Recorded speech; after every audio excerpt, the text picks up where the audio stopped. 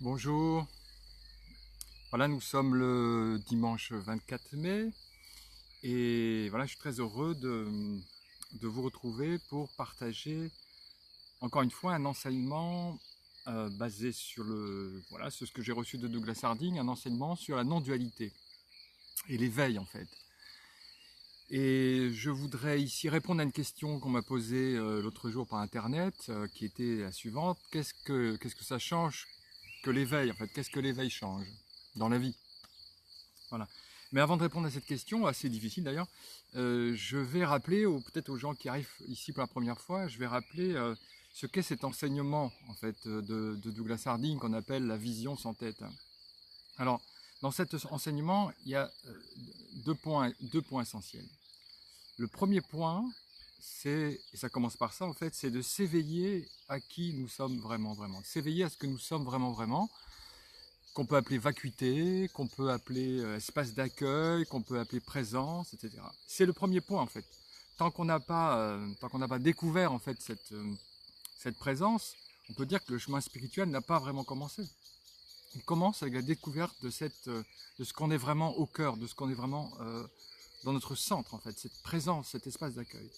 Donc point 1, vous voyez, c'est découvrir cet espace. C'est très simple, dès qu'on a les outils, c'est très simple. Voilà. Et ensuite, le deuxième point, c'est d'intégrer cette découverte dans la vie quotidienne, dans toutes nos activités, à la maison, au travail, avec ses amis, avec son patron, avec ses enfants, avec ses parents. Ensuite, vous voyez, voilà, notre vie entière est embrassée dans ce qu'on a découvert. Donc c'est deux moments, hein. Reconnaître qui nous sommes vraiment, la reconnaissance de cet espace en fait que nous sommes, et ensuite eh bien, intégrer notre vie dans cette présence. Et c'est aussi très simple, très très simple. Il n'y a pas plus simple en fait. Alors il n'y a pas plus simple si on a les outils. Alors ce qui était génial avec Douglas, c'est qu'il nous a donné quelques outils pour revenir à la maison, pour revenir au centre. Alors je vais en partager un avec vous ici, si jamais vous ne connaissez pas, disons un peu la méthode de cet enseignement. Alors, c'est basé sur l'attention. Il s'agit d'être attentif. Parce qu'en général, on est inattentif. Enfin, vous, je ne sais pas, mais voilà, moi j'ai été inattentif pendant plusieurs dizaines d'années. Voilà. Donc nous sommes inattentifs. Et donc, voilà, l'importance là, dans le chemin, c'est l'attention. L'apostrophe, hein, l'attention. Alors, je vais vous proposer un petit exercice. Très simple. Je vais vous demander, si vous êtes assis, de vous écarter un peu de votre table, hein, et on va regarder comment on est fait, hein, on va regarder comment on est constitué, si vous voulez. Voilà, alors vous allez commencer par regarder vos pieds. Donc allez-y, regardez-les, vos pieds ou vos chaussures. Bon, voilà, deux pieds, vous voyez qu'ils ont des couleurs, ils ont des formes, voilà, c'est des objets. Hein. Ils ont une taille aussi. Ensuite, vous regardez vos genoux, puis vos cuisses. Bon, là encore, vous voyez que ce sont des objets du monde, hein, on peut les photographier, les dessiner, ils ont des couleurs, ils ont des tailles, limites. Bon, ce sont des objets, quoi. Le corps est un objet dans le monde en fait. Ensuite, vous regardez votre ventre, ou le pull qui le recouvre, ou la chemise. Bon, ben là encore, vous avez un objet limité, coloré, bon, très bien, un objet du monde. Ensuite, vous regardez votre poitrine. Bon, et là encore, c'est un objet du monde, qui a des limites, qui a une taille, une couleur ou des couleurs. Très bien, donc pour l'instant, les pieds, le genou, la cuisse, le ventre, la poitrine sont des objets. Maintenant, prêtez attention à ce qu'il y a au-dessus de la poitrine. Qu'est-ce que vous voyez au-dessus de la poitrine, de votre point de vue? Est-ce que vous découvrez au-dessus de votre poitrine, est-ce que vous découvrez un objet? Est-ce que vous voyez un objet? Est-ce que vous voyez une couleur? Est-ce que vous voyez une limite? Est-ce que vous voyez une forme? Ou bien, est-ce qu'on ne peut pas plutôt dire qu'au-dessus de vos épaules, en cet instant, vous découvrez le monde, vous découvrez l'écran, vous découvrez votre corps qui apparaissent dans une ouverture, dans un espace d'accueil. Alors cet espace d'accueil, il est évident quand on pointe le doigt dessus, si on peut dire, mais en général on l'oublie, en général on le néglige complètement et on s'enferme dans une tête, on s'enferme dans quelque chose de très limité en fait. On s'enferme dans l'apparence qu'on voit qu'on voit de soi dans le miroir. Vous voyez, donc là maintenant, je vous demande vraiment d'être attentif. Vous regardez votre corps et remarquez que c'est comme si votre corps, oui, s'arrêtait à peu près au niveau de la poitrine. Oui. Qu'est-ce que vous découvrez au-dessus? Est-ce que vous découvrez une chose qui regarde? Est-ce que vous découvrez un observateur? Est-ce qu'on ne peut pas dire au contraire que de ce côté-là, là, au-dessus de votre poitrine, oui, vous découvrez un espace d'accueil transparent, sans couleur, sans âge, sans limite, et dans lequel eh bien, le monde apparaît en ce moment. Le monde, pour vous, l'écran d'ordinateur, par exemple. Et ça, c'est quelque chose qu'on ne remarque pas en général. On ne le voit pas. On ferme, par l'imagination, on ferme cet espace par une chose, en fait, appelée moi, appelée je, l'individu. On s'enferme de manière complètement imaginaire dans un personnage. C'est terrible, parce qu'on n'est plus alors, on ne vit plus à partir de cette immense ouverture. Alors, je vais vous montrer pour moi ce que je vois, que j'ai découvert cette faculté avec le téléphone. Attendez, je fais ça, toc, voilà, voilà. Alors, donc, vous voyez, je vous montre mes chaussures, elles sont toutes belles, voilà, presque cirées. Voilà, les chaussures. Là, vous avez le pantalon, les genoux, et puis, hop, au-dessus, là, du corps, il y a un espace ouvert, vous voyez, d'où surgit, en fait, mon corps, et maintenant, dans lequel apparaît ce parc, ce jardin. Voilà, vous voyez, c'est absolument évident, en fait, absolument évident. C'est juste qu'on est inattentif. Inattentif, mais d'une inattention gigantesque, hein. C'est pas une inattention, c'est pas une distraction comme celle de plus savoir où on a mis ses clés de voiture. Non, non, là c'est une distraction, mais épouvantable en fait. C'est s'oublier soi-même, c'est perdre de vue cette immense ouverture, cet espace conscient, cet espace éveillé, cette présence qu'on est. Alors, et donc ensuite, dans la deuxième partie, si vous voulez, dans cette voie, hein, le premier moment, c'est la reconnaissance de cette vacuité, et ensuite, c'est d'intégrer le quotidien dans cette vacuité. Et rien n'est plus simple, en fait. Il suffit de toujours à la fois regarder le monde et regarder aussi l'espace dans lequel ça apparaît.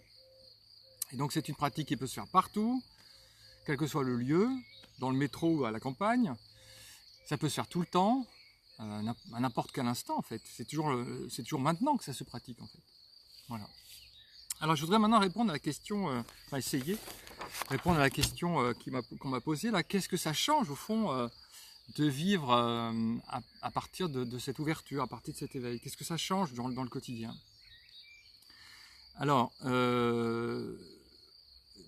peut-être cette question est posée de cette façon, si vous voulez, peut-être que la personne se demande, bon ben si l'éveil paraît intéressant, je vais le choisir et je vais m'engager dans une voie spirituelle. Mais en fait, je suis pas sûr qu'on ait vraiment le choix. Vous savez, comme dans le film Matrix, à un moment donné, un des personnages propose à Neo une pilule rouge et une pilule bleue. La pilule bleue, tu continues à faire des beaux rêves dans la matrice, et la pilule rouge, si tu choisis la pilule rouge, tu t'éveilles à qui tu es vraiment, tu vois la vérité au-delà de la matrice. Mais je suis pas sûr qu'on ait le choix comme ça en fait, parce qu'en réalité, c'est la présence qui nous attire à elle. C'est comme l'aimant attire le fer, comme la gravité attire les objets. On est attiré par cette présence. Enfin, moi, si je regarde mon existence, ça ne s'est jamais présenté en termes de choix. Est-ce que je vais choisir l'éveil ou pas? C'était une force qui m'attirait vers cette source, en fait. Alors, qu'est-ce que ça a changé dans la vie? Moi, je réponds de deux façons à cette question. Une manière, on va dire, verticale et une manière plus horizontale. Alors, la manière verticale, c'est de dire qu'en fait, quand on lit des textes sur l'éveil, on peut s'imaginer que ce qui va se passer, c'est que l'individu qu'on est va être plus éveillé, que l'individu qu'on est va être plus sage, que l'individu qu'on est va être plus joyeux. Vous voyez, voilà, c'est ce que je pensais aussi. Et c'est pas du tout ce qui se passe en fait dans cette découverte, parce que comme vous l'avez vu vous-même, au-dessus des épaules, il n'y a personne. Donc ce qui se passe, c'est que dans l'éveil, c'est pas quelque chose qui arrive à l'individu en fait. On découvre une présence qui est au-delà de l'individu. Cet espace C'est pas l'espace de José ou de Pierre ou de Ramana ou n'importe qui. Cet espace, il est impersonnel, universel, il est un, donc il est au-delà de l'individu. Donc ça n'apporte rien, dans certain point de vue, ça n'apporte rien à l'individu, puisque ce qu'on découvre, c'est quelque chose qui est au-delà de lui, en fait. Et là, ce qui se passe, c'est un réveil, en fait. Vous voyez, on était endormi, et soudainement, on s'éveille. Alors, est-ce qu'on pourrait poser la question à quelqu'un, à quoi ça te sert de te réveiller le matin? Ben, voilà, je suis réveillé, quoi. Donc, voilà, on passe du sommeil à l'éveil en découvrant, on se réveille, en fait, en découvrant cette réalité au-delà de l'individu. Donc, finalement, ça, d'un certain point de vue, l'individu, il n'est pas tellement concerné par cette histoire. C'est une découverte de quelque chose qui est plus grand que lui. Et c'est pourquoi on utilise dans la littérature spirituelle souvent des métaphores de ce genre. Par exemple, des métaphores de réveil ou des métaphores de renaissance. Voilà, je suis né ce jour-là, et c'est vrai, voilà, je suis vraiment né ce jour-là, le jour où j'ai découvert cet espace. On peut dire qu'il y a une première naissance qui est la naissance physique. Voilà, on est en tant que corps, et puis il y a on pourrait dire une deuxième naissance, qui est une naissance spirituelle, par laquelle on accède à cette immensité, à cette présence en fait. Ou alors il y a une autre aussi une métaphore, c'est celle de la transformation de la chenille en papillon. En fait. La chenille se met dans un cocon et devient papillon, il y a une métamorphose. Donc peut-être que la chenille demande à un papillon mais à quoi ça te sert de voler dans les airs? C'est débile, t'es mieux par terre. Mais en fait, c'est le destin de la chenille de devenir papillon, en fait. Voilà. Qu'est-ce que ça change d'un certain point de vue, du point de vue vertical? Ça change absolument tout, mais pas pour l'individu. Ça change tout parce qu'on se réveille, on s'éveille à cette dimension qui est inimaginable, en fait. Parce que l'individu qui recherche, qui lit les textes de spiritualité, qui recherche l'éveil, il ne peut pas imaginer cette présence au-delà de lui. C'est un choc hein, pour l'individu de découvrir qu'il n'est pas au centre de la conscience, qu'au centre de la conscience, il y a cette vacuité impersonnelle. Ça, c'est pas moi, dans mes rêves les plus fous, j'aurais jamais pu imaginer quelque chose comme ça, en fait. Qu'il puisse y avoir une vie qui ne soit plus simplement à partir de l'individu.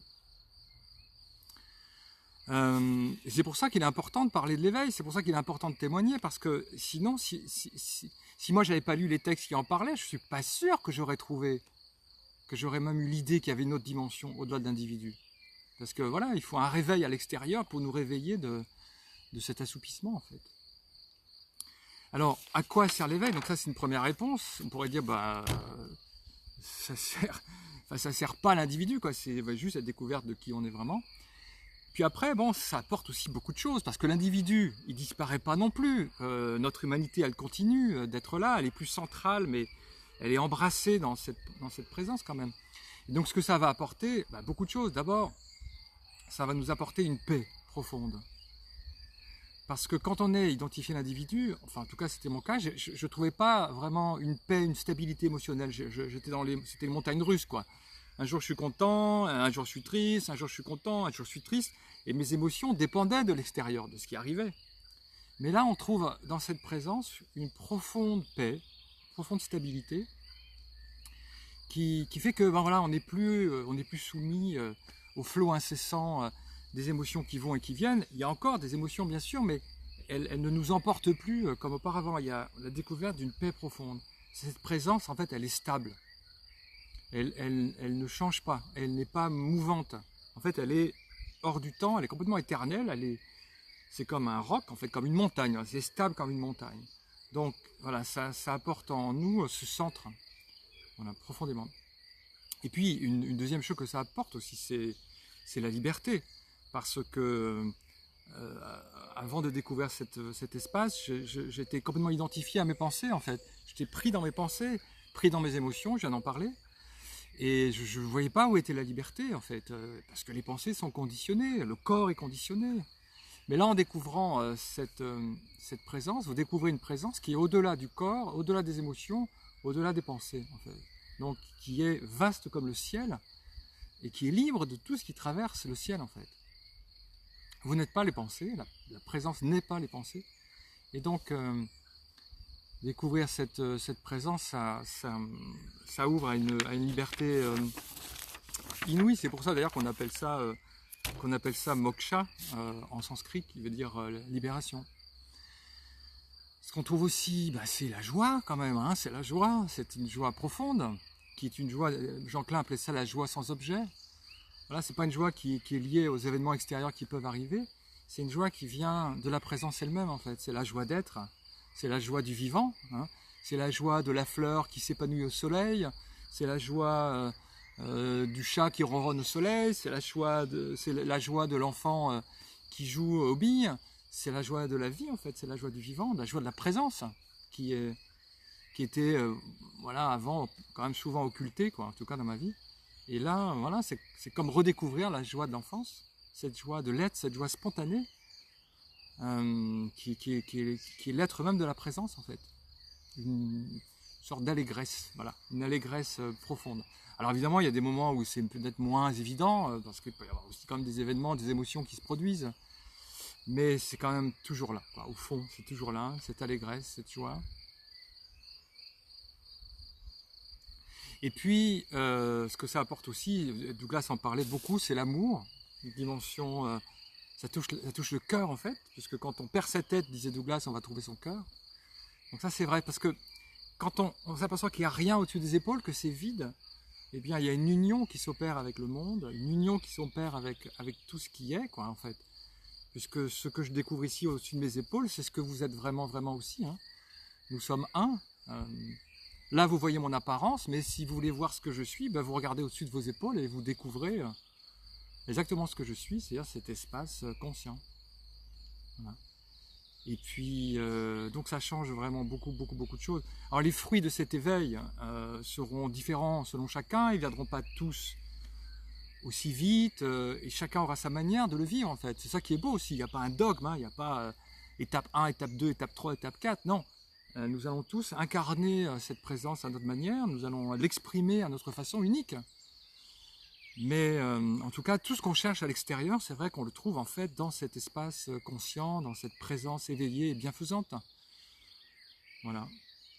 Sans compter aussi, ce qui est extraordinaire, c'est que le monde devient, c'est le monde qui s'éveille en fait, les perceptions sont beaucoup plus vives.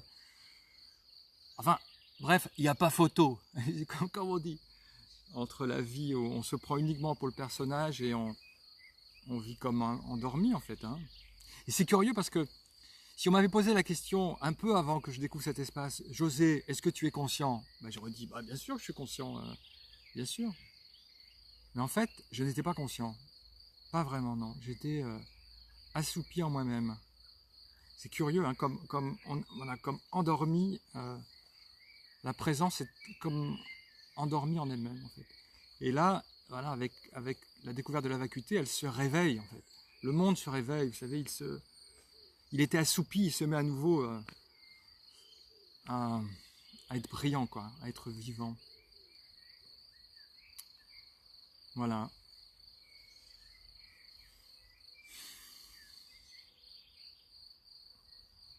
Mais voilà, mais c'est simple, en fait, c'est hyper simple. En fait, il suffit juste de retourner son attention et de regarder le monde à partir de l'espace, quoi, que vous découvrez aussi au-dessus de vos épaules en ce moment, j'en suis sûr.